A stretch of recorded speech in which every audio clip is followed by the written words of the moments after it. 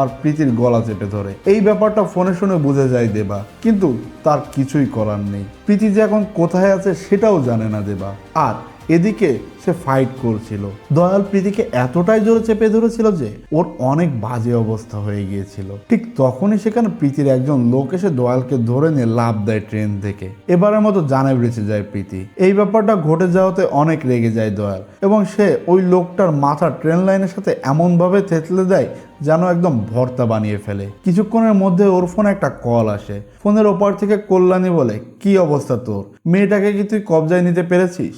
তখন খানিকটা থুতোবতো খেয়ে দয়াল বলে, একটুর জন্য মেয়েটা আমার হাতছাড়া হয়ে গেল, আমি দেখছি কি করা যায়। কিন্তু কল্যাণী বলে, এদিকে তোর আর কিছুই দেখতে হবে না, এদিকে আমি সবকিছু ঠিকঠাক ম্যানেজ করে নিব। তুই ওখান থেকে সোজা যাবি স্টেশনের পার্কিং লটে, সেখানে অমুক নাম্বারের একটি গাড়ি রাখা আছে, আর সেটার মধ্যে আমি বেঁধে রেখেছি অর্জুনকে। ওর সাথে কি করতে হবে সেটা তো তোকে বলে দেওয়ার কিছু নেই, আর এদিকে সবকিছু আমি ম্যানেজ করে নিব।